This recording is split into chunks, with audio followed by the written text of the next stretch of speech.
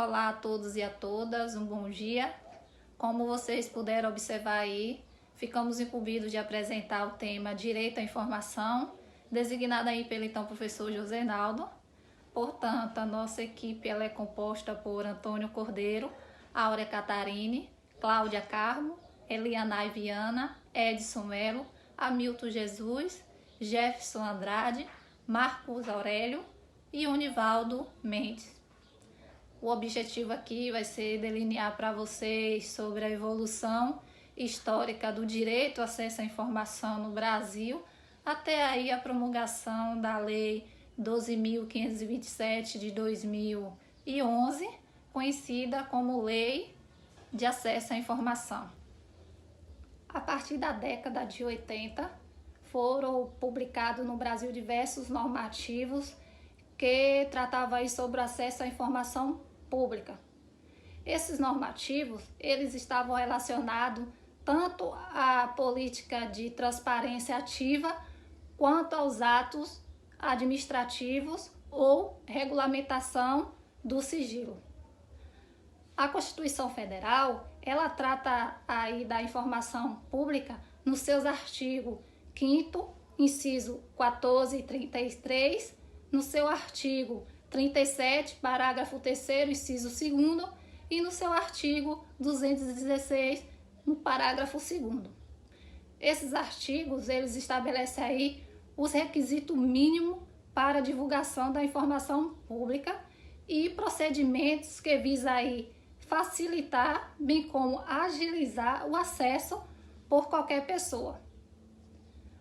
Todavia, somente aí a partir da vigência da Lei 12.527 de 2011, lei do acesso à informação, é que efetivamente se buscou aí concretizar essa garantia constitucional, uma vez que com essa lei o direito de acesso à informação já garantida aí pela Constituição Federal, ela tomou forma, abrindo assim espaço para nova cultura, digamos assim, na administração do país.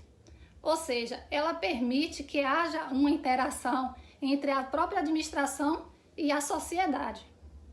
Haja vista, gente, que além de ser um instrumento importante, ela permite aí que a população em si, ela acompanhe as ações do governo, uma vez também que se torna também um instrumento essencial que visa aí ou fortalece, na verdade, a própria democracia. Essa é a minha fala. Muito obrigado. Vou dar agora continuidade para os colegas. Bom dia a todos. Meu nome é Áurea Catarine. Vou dar continuidade ao nosso seminário sobre o tema Direito à Informação. E hoje nós vamos estudar o direito à informação na Constituição Federal. Com a Constituição de 1988, o direito de acesso à informação pública foi elevado ao nível de direito fundamental, e isso consta lá no inciso 33 do artigo 5º, que de maneira genérica diz que todos têm direito a receber dos órgãos públicos informações de seu interesse particular ou de interesse coletivo ou geral, que serão prestadas no prazo da lei, sob pena de responsabilidade, ressalvadas aquelas cujo sigilo seja imprescindível à segurança da sociedade e do Estado. Na época da ditadura militar, que foi de 1964 a 1985, o direito de acesso às informações públicas foi mais uma das garantias cerceadas pelo Estado repressor, o Estado autoritário. Nessa época, a falta de transparência era uma das características da administração pública, sendo fortalecida a chamada cultura do sigilo. Também, sobre os princípios basilares da administração pública, eles foram esculpidos no artigo 37 da Carta Magna, estando entre eles o princípio da publicidade dos atos públicos. Esse princípio assinala a necessidade de que todos os atos da administração pública sejam expostos à população. Portanto, somente a partir da Constituição de 1988 que a transparência e a publicidade se tornaram princípios legalmente protegidos, tendo a finalidade de nortear a relação do Estado com o povo. Se no regime ditatorial valia a regra de que toda informação era imprescindível à segurança nacional, cultivando-se a cultura do sigilo, porém, com o advento da Constituição, essa regra mudou, passando a ser exceção, posto que a informação pública passou a ser considerada um bem público. Outro dispositivo que resguardou o direito de acesso foi o artigo 216, parágrafo 2º da Carta Magna, porque naquele artigo consta a seguinte redação: cabe à administração pública, na forma da lei, a gestão da documentação governamental e as providências para franquear sua consulta a quantos dela necessitem. Entretanto, a Constituição Federal, apesar de ter resguardado o direito de acesso às informações públicas, deixou para a legislação infraconstitucional a função de regulamentação deste direito no ano de 2011, que foi com o advento da lei número 12.527, que é a Lei de Acesso à Informação. Portanto, regulamentação deste direito tornou-se uma obrigação essencial, uma vez que o texto constitucional, sozinho, ele não assegurava de maneira bastante, ele assegurava de maneira bastante carente. Antes da aprovação da Lei de Acesso à Informação, haviam muitas leis, muitas medidas provisórias, decretos, resoluções, portarias e muitas instruções normativas esparsas que, de alguma maneira, tratava sobre o acesso ou sigilo das informações do Estado brasileiro. As regras sobre o acesso à informação estavam dispersas em vários ordenamentos diferentes, causando interpretações divergentes e outras consequências negativas, indo de encontro ao progresso das legislações de acesso dos países próximos. Agora eu passo a palavra para o colega Milton, que vai dar continuidade sobre essa lei de acesso à informação. Muito obrigada. Colegas, dando continuidade ao nosso seminário, eu vou apresentar para vocês, ou dar continuidade à apresentação, falando sobre o artigo 5º da Constituição, que nos fala que todos somos iguais perante a lei, sem distinção de qualquer natureza, garantindo aos brasileiros e também aos estrangeiros residentes no país a inviolabilidade do direito à vida, à liberdade e à igualdade, à segurança e à propriedade, nos termos seguintes: todos têm direito a receber dos órgãos públicos informações do seu interesse particular ou de interesse coletivo ou em geral, que serão prestados no prazo da lei, sob pena de responsabilidade, ressalvado cujo sigilo seja imprescindível à segurança da sociedade e do Estado. Nós temos aí a Lei 12.527 de 2011, que regulamenta que todo cidadão tem direito à informação pública.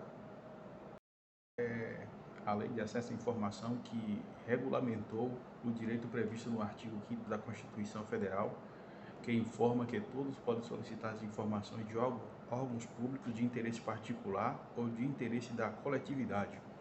Essa lei de acesso à informação, a lei de acesso à informação, nós temos a Lei Geral de Proteção de Dados, a LGPD, que protege os dados, que identifique as pessoas, ou seja, dados pessoais como RG, CPF, CNH, e-mail, entre outras coisas.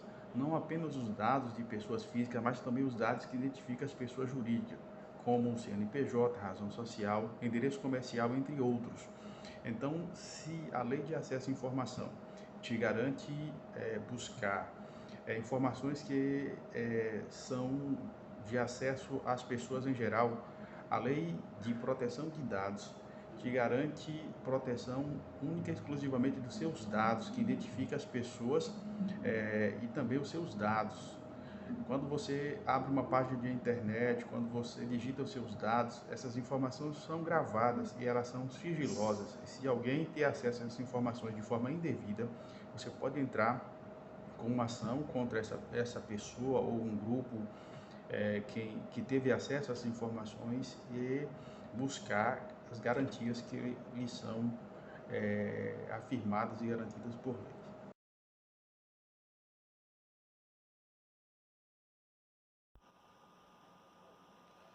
Bom dia, turma. Meu nome é Cláudia e, dando sequência ao seminário, nós continuaremos falando sobre a Lei de Acesso à Informação, importante dispositivo para a nossa sociedade que precisava realmente ser regulado.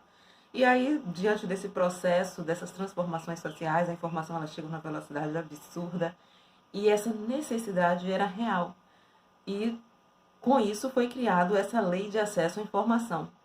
Um processo que, um pouco demorado, mas necessárias discussões que aconteceram na Câmara dos Deputados e no Senado Federal para que a gente tivesse essa lei de acesso à informação. Então, dando sequência ao que nosso colega já falou, o Ministério da Justiça ele apresentou uma nova versão de anteprojeto da Lei de Acesso à Informação, com o objetivo de aglomerar toda a legislação até então vigente sobre documentos sigilosos. 2 anteprojetos foram estudados pela Casa Civil e pela Presidência da República, eles tinham a finalidade de elaborar o projeto de lei de acesso à informação pelo Executivo Federal. E aí a gente vai de 2006 a 2007, que se inicia uma intensa discussão, que essa discussão foi coordenada pela Casa Civil, criou informalmente um grupo de técnicos de diversos órgãos do Executivo Federal para elaborar e debater as propostas de criação de uma lei que regulamentasse o direito de acesso à informação no Brasil. A redação final dessa lei foi de responsabilidade da Casa Civil, que arbitrou algumas discussões internas entre os envolvidos aí e formatou uma versão final do projeto de lei. Esse projeto foi enviado em maio de 2009 ao Congresso Nacional. E a Comissão Especial de Acesso à Informação da Câmara dos Deputados aprovou um substitutivo apresentado pelo deputado Mendes Júnior. De modo geral, esse substitutivo ele trazia algumas inovações, algumas principais inovações do projeto original aí. Então, ele trazia algumas inovações importantes que diziam respeito ao escopo da legislação, a possibilidade de prorrogações e sigilos e ao processo de revisão das decisões administrativas denegatórias de acesso. E dentro desse substitutivo também deixava claro que a lei estipulava normas gerais a serem observadas pela União, pelos estados, dispondo ainda sobre a necessidade dos estados, municípios e o Distrito Federal disciplinarem em legislação própria o funcionamento dos serviços de informação ao cidadão. Essa alteração aí do dispositivo a gente encontra no artigo 9º. E ele também falava sobre o procedimento de recursos, no caso de indeferimento de acesso às informações ou a negativas de acesso. A seção 2 do capítulo 3 é que a gente pode encontrar aí essas transformações. Outra alteração bem significativa que é importante a gente destacar, que foi feita pelo substitutivo, é a restrição imposta à atribuição da Comissão de Reavaliação de prorrogar o prazo de sigilo de informações, as informações classificadas como ultrasecretas, no caso de ameaça externa à soberania nacional ou à integridade do território nacional ou a grave risco de relações internacionais do país.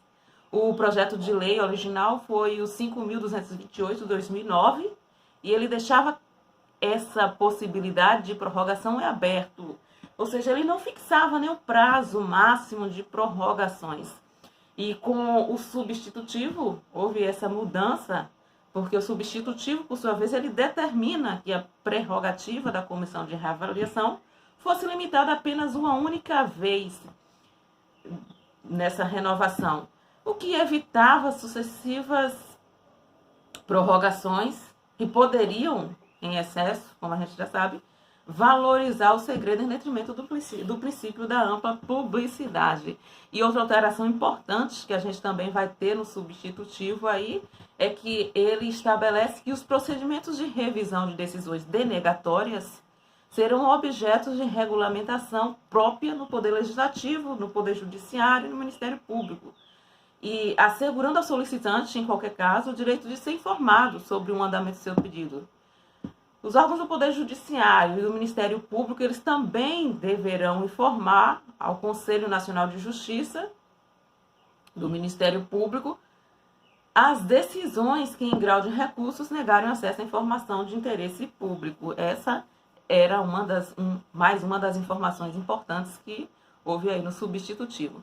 Além de todas essas mudanças em relação aos órgãos afetados pela lei, ao tempo de guarda dos documentos sigilosos e ao encaminhamento dos recursos administrativos, tivemos também alterações feitas aí nos dispositivos que tratam da utilização da internet para divulgação de informações das autoridades competentes para a classificação de documentos sigilosos, da lista de documentos sigilosos, da revisão dos documentos sigilosos e do prazo para o vacatio legis.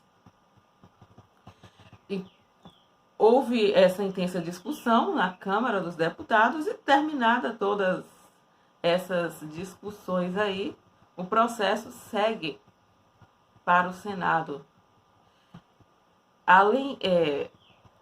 E aí, depois de tramitada, com aprovação, com essas todas modificações, né, seguiu lá para o Senado. E no Senado, esse projeto também, ele tramitou aí durante 2 anos. E ele tramitou com o número 41 de 2010. E foram passadas aí por diversas comissões, veio à tona a discussão a respeito das informações sigilosas também e a responsabilidade de renovação dos seus prazos máximos de guarda. Foi posta também outros dispositivos apresentados pelo senador Collor de Mello na Comissão de Relações Exteriores e da Defesa Nacional. As principais mudanças propostas aí pelo Senado estavam relacionadas às informações sigilosas e pretendiam que as propostas relacionadas às informações sigilosas fossem classificadas de informações que voltariam a ter 4 níveis, conforme estava prevista aí na legislação vigente à época. As transformações estavam relacionadas às informações sigilosas aí. Também foi proposta lá no Senado a renovação dos prazos de guarda de documentos, que poderiam, no termo do substitutivo criado pelo Senado aí, ser prorrogado por um tempo indeterminado, sendo que é imprescindível a segurança da sociedade do Estado e a ampliação do rol de autoridade responsável pela classificação. É importante a gente destacar que, apesar dessas discussões intensas, todas essas propostas de transformações, de modificações, foram importantes e substanciais para o nosso país, fizeram com que o texto de lei do projeto de acesso à informação, como eu já falei para vocês, tramitassem por mais de 2 anos, o que causou aí uma demora, uma morosidade. E, no final das contas, esse substitutivo do Senado Federal, ele acabou sendo rejeitado. Ele não foi aprovado, ele foi rejeitado e ele seguiu para a sanção presidencial o texto do substitutivo, justamente aquele anterior que falei para vocês, constituído pela Câmara dos Deputados. É importante a gente ressaltar, para fins desse trabalho que a gente está fazendo, que o texto final da Lei de Acesso à Informação brasileira, ele finalmente reuniu em um só diploma as principais disposições sobre o direito de acesso à informação. A Lei de Acesso à Informação, ela é muito importante para a conquista do processo árduo aí de uma construção de uma democracia participativa. Ela rompe com a cultura do sigilo, o que torna o conhecimento um privilégio de poucos. Essa cultura do sigilo, ela vai tornar o conhecimento um privilégio de poucos, é pautada numa suposta imaturidade ou desrespeito ao despreparo do cidadão para o exercício de seus direitos. Então, a Lei de Acesso à Informação, ela é muito importante para a nossa sociedade brasileira, é importante para que nós, cidadãos, exerçamos a nossa democracia. E esse foi um pouco do que ocorreu durante o processo de tramitação desse projeto de lei até que fosse formado a Lei de Acesso à Informação. Professor, bom dia, colegas. Falarei sobre a Lei de Acesso à Informação, que é a Lei 12.527, que foi sancionada pela presidente Dilma Rousseff em 18 de novembro de 2011 e entrou em vigor apenas em 16 de maio de 2012, no ano seguinte. Não há dúvida quanto à importância dessa lei para a democracia e efetivação da transparência pública, pois é a partir dela que qualquer cidadão poderá solicitar acesso às informações detidas pelo Estado, desde que não sejam classificadas como sigilosas, conforme procedimento que observará as regras, prazos, instrumentos de controle e recursos previstos na lei referida. Essa lei regula o acesso à informação previsto no inciso 33 do artigo 5º do inciso 2º do parágrafo 3º do artigo 37 e no parágrafo 2º do artigo 216 da Constituição Federal. Altera também a Lei 8.112, de 11 de dezembro de 90, revoga a Lei número 11.111, de 5 de maio de 2005, e dispositivos da Lei 8.159, de 8 de janeiro de 91, e dá outras providências. A lei abrange os órgãos públicos integrantes da administração direta dos poderes executivo, legislativo e judiciário, incluindo as Cortes de Contas e o Ministério Público, bem como as autarquias, as fundações públicas, as empresas públicas, as sociedades de economia mista e demais entidades controladas direta ou indiretamente pela União, Estados, Distrito Federal e municípios. As disposições são aplicadas no que couber às entidades privadas sem fins lucrativos que recebam para a realização de suas ações de interesse público recursos públicos diretamente do orçamento ou mediante subvenções sociais, contrato de gestão, termo de parceria, convênios, acordos, ajustes ou outros instrumentos congêneres. Na mencionada lei, está expressamente incumbido, entre os princípios básicos da administração pública, o princípio da publicidade máxima e da transparência. A publicidade tem que ser observada como preceito geral e o sigilo como exceção. Por tal princípio, quando não for possível acesso integral à informação, fica assegurado acesso à parte da informação que não for sigilosa. Igualmente, é direito do cidadão ser orientado sobre os procedimentos de consecução do acesso, bem como o local onde poderá ser encontrada ou obtida a informação. Também foi colocado como diretriz o princípio da abertura de dados, o estímulo à disponibilização em formato aberto. Isso é uma novidade no ordenamento pátrio e está disposto no artigo 8º, parágrafo 2º e 3º, incisos 2 e 3, da Lei de Acesso. Artigo 8º. É dever dos órgãos e entidades públicas promover, independentemente de requerimentos, a divulgação em local de fácil acesso, no âmbito de suas competências, de informações de interesse coletivo ou geral por eles produzidas ou custodiadas. Parágrafo 2º. Para o cumprimento do disposto no caput, os órgãos e entidades públicas deverão utilizar todos os meios e instrumentos legítimos de que dispuserem, sendo obrigatória a divulgação em sítios oficiais da rede mundial de computadores internet. Parágrafo 3º. Os sítios de que trata o parágrafo 2º deverão, na forma do regulamento, atender, entre outros, aos seguintes requisitos. Inciso 2º. Possibilitar a gravação de relatórios em diversos formatos eletrônicos, inclusive abertos e não proprietários, tais como planilhas e texto, de modo a facilitar a análise das informações. Inciso 3º, possibilitar o acesso automatizado por sistemas externos em formatos abertos, estruturados e legíveis por máquina. Percebe-se da leitura de tais dispositivos que os órgãos públicos devem permanecer inertes. Não devem, melhor dizendo, permanecer inertes, né? À espera de requerimento de informação pela população. Muito pelo contrário, o Estado deve ser proativo quanto à divulgação de informações. Assim, são resguardadas pela lei duas formas de transparência. A transparência ativa, aquela que cabe ao próprio ente público prestá-la, e a transparência passiva, que consiste no pedido de informação efetuado pelo cidadão. Muito grato pela atenção e agora aguardamos a apresentação do próximo colega, Marco Aurélio.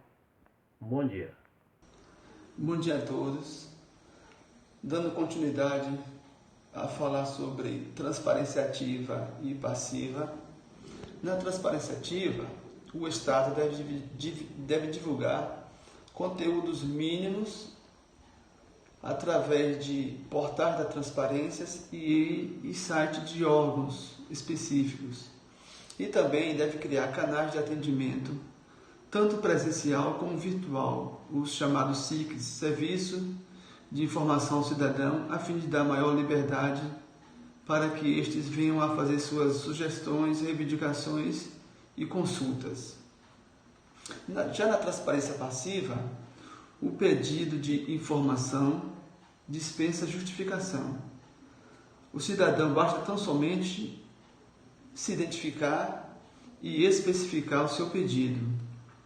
Caso o órgão não tenha de imediato essa informação, o órgão tem um prazo de 20 dias, no máximo, para atender a solicitação do cidadão. Esse prazo de 20 dias também é prorrogável por mais 10 dias, ou seja, o prazo máximo que ele tem para responder a solicitação do cidadão é 30 dias. Importante lembrar que, em caso de prorrogação de prazo, o órgão deve fazê-lo antes de vencer o prazo inicial de 20 dias. A gratuidade de acesso às informações que está previsto no artigo 12 é uma regra, se bem que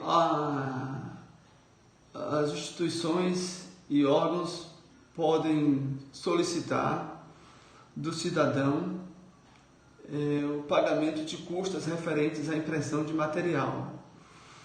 Mas aqueles que se declararem nos termos da lei que não têm condições mínimas de atender a essa demanda solicitada para arcar com as custas, estes ficarão isentos, conforme o parágrafo único do artigo 12 da lei. Denegação de recursos. Indeferido o acesso à informação, cabe recurso da decisão no prazo de 10 dias, conforme está previsto no artigo 15. Esse recurso ele deve ser encaminhado à autoridade hierarquicamente superior que proferiu a decisão. E este deve se manifestar no prazo de 5 dias. No caso da negação de acesso à informação pelos órgãos ou entidades do Poder Executivo Federal, que também está previsto no artigo 16, nesse caso aí, o requerente ele poderá recorrer à Controladoria Geral da União, que deliberará sua decisão no prazo de 5 dias, se o acesso negado for sobre informações não sigilosas.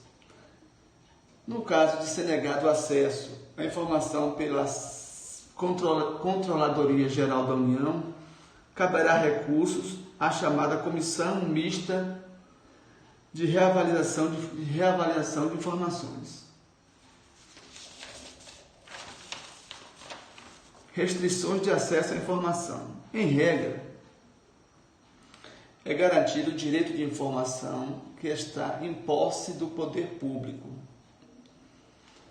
Não poderá ser negado o acesso à informação necessária à tutela jurisdicional ou administrativa de direitos fundamentais. É o que está previsto no artigo 21.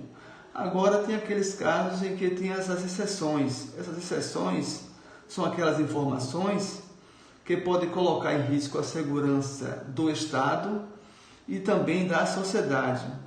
E, de acordo com o artigo 23 e seus incisos, eu vou citar pelo menos algumas. As demais vocês podem conferir neste artigo 23 da LAI. E são as seguintes: pôr em risco a defesa e a soberania nacionais, pôr em risco a vida, a segurança ou a saúde da população, oferecer elevado risco à estabilidade financeira, econômica ou monetária do nosso país. Em razão de sua imprescindibilidade à segurança do Estado e da sociedade, as informações sigilosas, elas são classificadas em 3 níveis. Nós temos as informações ultra secretas, que tem um prazo de 25 anos. Nós temos as informações secretas, que tem um prazo de 15 anos. E temos também as informações reservadas, que tem um prazo de 5 anos. Existem ainda as informações que diz respeito à segurança do presidente e vice-presidente da República e dos seus respectivos cônjuges e filhos, que também são classificadas como reservadas e duram até o término do mandato. No caso de reeleição, ela vai ficar, no caso, por um período de 8 anos. Transcorrido o prazo de classificação, o evento que defina o seu termo final, essas informações, elas automaticamente, elas ficam acessíveis a qualquer cidadão, ou seja, sai do domínio do poder público. Muito obrigado. Bom dia, professor. Bom dia, colegas. Vou falar agora sobre recursos, acesso, divulgação e responsabilidade. O artigo 21 nos diz que não poderá ser negado acesso à informação necessária à tutela judicial ou administrativa de direitos fundamentais. Com relação aos direitos fundamentais, o acesso à informação é reconhecido como direito humano fundamental, pois é de extrema importância para o ser humano no que diz respeito à sua dignidade, sendo que o acesso à informação de qualidade atua positivamente na proteção do desenvolvimento de toda a coletividade, contribuindo para a realização de outros direitos, tais como o direito à saúde. E nessa época de pandemia, nunca foi tão importante e imprescindível o direito à informação. E o artigo 16 nos diz que, negado o acesso à informação pelos órgãos ou entidades do Poder Executivo Federal, o requerente poderá recorrer à Controladoria Geral da União. Bom, esse serviço de busca e fornecimento de informação, ele é gratuito, salvo nas hipóteses de reprodução de documentos pelo órgão ou entidade pública consultada. Situação que poderá ser cobrado exclusivamente o valor necessário ao ressarcimento do custo dos serviços e dos materiais utilizados. Como é feito esse procedimento recursal? No caso, o demandante de informação pública pode recorrer em 2 situações: quando há negativa ao acesso à informação e quando não há motivação obrigatória da negativa desse acesso. A lei, ela detalha de forma minuciosa os procedimentos de recurso apenas no âmbito da administração pública federal. Os poderes legislativo, judiciário e Ministério Público deverão regulamentar em separado os seus procedimentos de recurso. Estados, municípios, Distrito Federal devem estabelecer a legislação própria. No caso aqui da Bahia, ela é regida pela Lei número 12.618, de 28 de dezembro de 2012, que regula esse acesso à informação aqui no estado da Bahia. Bom, o cidadão tem direito de obter o inteiro teor da decisão e pode interpor recurso contra a decisão em até 10 dias. Depois disso, a autoridade hierarquicamente superior àquela que negou acesso deve se manifestar em até 5 dias. O agente público que se opor aos ditames da Lei de Acesso à Informação poderá ser responsabilizado. As condutas ilícitas que podem configurar caso de apuração de responsabilidades, garantidos os princípios do contraditório e ampla defesa, estão descritas no artigo 32.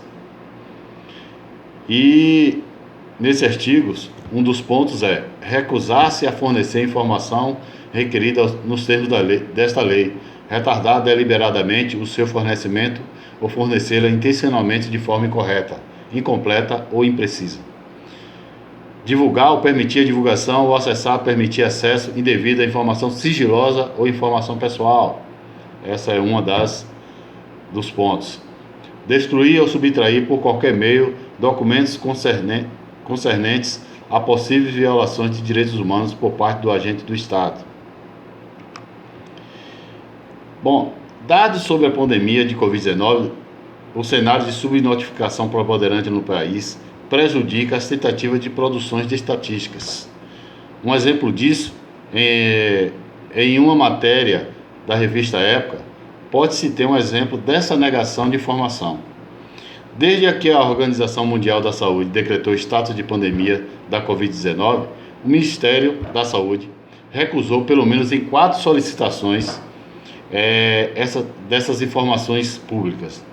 Uma delas é referente ao acesso a atas do Centro de Operações de Emergência do Coronavírus. Uma outra é o acesso a processos relacionados ao coronavírus no sistema do Ministério da Saúde. Acesso a gastos de investimentos para combater a doença. Acesso à informação se houve funcionários da pasta com coronavírus ou suspeitos. E o Ministério da Saúde deu uma resposta muito vaga com relação a essa negação de informações, né? E disse o seguinte na resposta: os dados são de grande relevância para a adoção de medidas estratégicas para a condução de ações frente à Covid-19 e devem ser salvaguardados. Da mesma forma que o funcionário é punido, é responsabilizado pela negação de informação, o funcionário público também ele é penalizado, responsabilizado quando ele dá informação sigilosa. Isso nós vemos no artigo 34, onde diz o seguinte, que os órgãos e entidades públicas respondem diretamente pelos danos causados em decorrência da divulgação não autorizada ou utilização indevida de informações sigilosas ou informações pessoais, cabendo a apuração de responsabilidade funcional nos casos de dolo ou culpa, assegurado o respectivo direito de regresso. Bom, é dever também do Estado designar uma autoridade interna para assegurar o cumprimento da Lei de Acesso à Informação. Estabelece no artigo 7º da Lei Estadual, número 12.618, referente a essa lei federal também.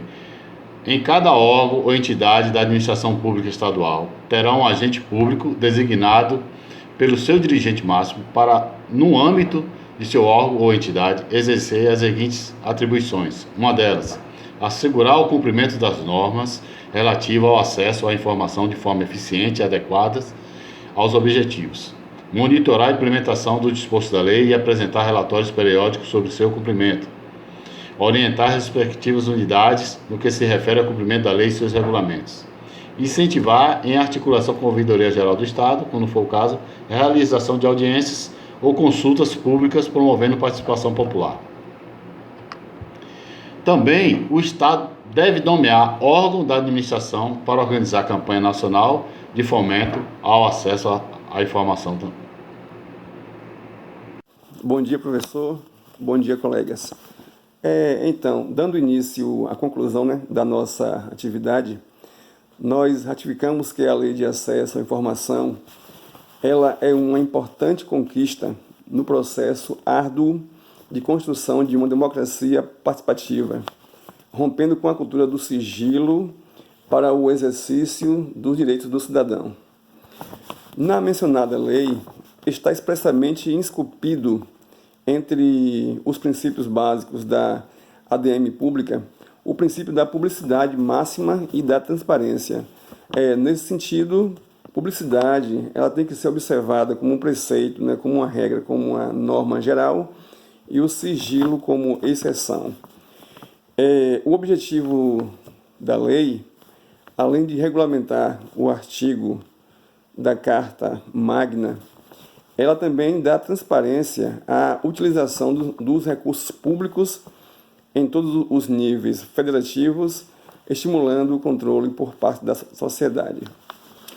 Segundo Vinícius de Lima, trata-se de um dos mais avançados diplomas legais de acesso às informações do Estado e um salto positivo em relação à garantia de acesso à informação pública. Nós vimos no bojo da lei 12527/2011 que ela abrange a União, abrange os estados, abrange o DF e abrange os municípios, nos âmbitos dos poderes executivo, legislativo e judiciário, bem como as autarquias, fundações públicas, empresas públicas, sociedades de economia mista e entidades controladas direta ou indiretamente pelos entes da federação. E ainda as entidades privadas sem fins lucrativos que tenham recebido recursos públicos. Colegas e professor, chamou-me muita atenção na lei o artigo 8º, que diz o seguinte: artigo 8º, é dever dos órgãos e entidades públicas promover, independentemente de requerimentos, a divulgação em local de fácil acesso, no âmbito de suas competências de informações de interesse coletivo ou geral por eles produzidas ou custodiadas. Então, sendo assim, eu fiz uma pesquisa, né, de alguns sites para apresentar para os colegas, né, alguns portais, a exemplo do TCU, CGU, FNDE, Portal da Rede de Controle da Gestão Pública, Portal do Tesouro Nacional, FNS e FUNASA.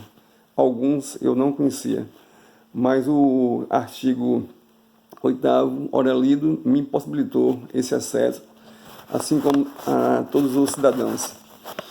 Então, com a Lei 12.527/2011, todos os órgãos públicos eles ficam obrigados a divulgar suas informações de forma fácil, criando um serviço de informação ao cidadão com condições de atender e orientar o público e incentivando a participação popular.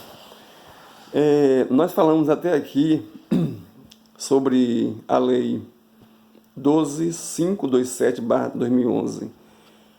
É importante salientar também a existência da Lei Complementar 131/2009, que, na verdade, ela obriga aos entes públicos, aos órgãos públicos da União, DF, municípios e Estado a publicarem suas contas.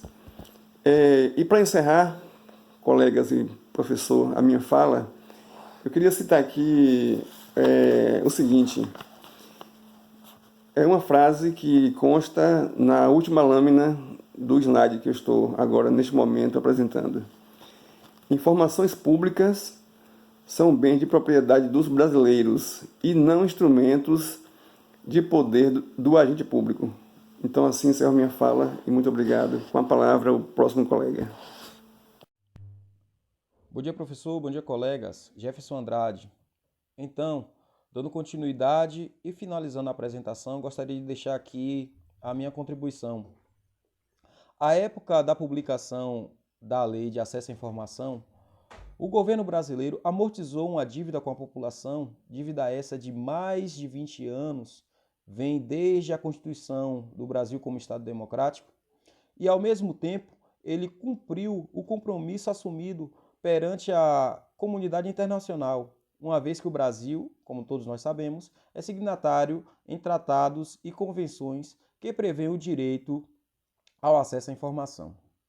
Da análise, da leitura da nossa Lei 12.527, é possível a gente observar a preocupação do legislador em abarcar as garantias dos direitos fundamentais do artigo 5º, os ditames da administração pública que trata o artigo 37, parágrafo 3º, inciso 2, bem como o que prevê o artigo 216, parágrafo 2º, naquilo que constitui o patrimônio cultural brasileiro, cabendo à administração a gestão dos documentos governamentais e os meios para a sua consulta.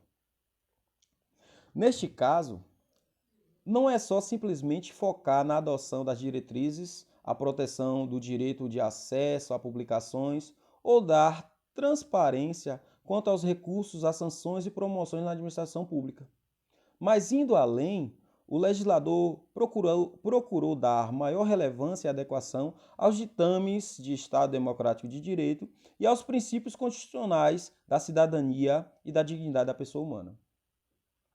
Então, gente, combater a cultura do segredo na gestão pública começa desde conscientizar a população de que a informação a respeito da coisa pública os pertence a nós, até o exercício do dever do cidadão de fiscalizar e cobrar do Estado tudo que este tem feito. Pois é de responsabilidade do Estado fornecer, gerir e dar providências para a facilidade da consulta em tempo razoável e de forma compreensiva dos seus atos administrativos. Para finalizar, encerrando aqui essa apresentação,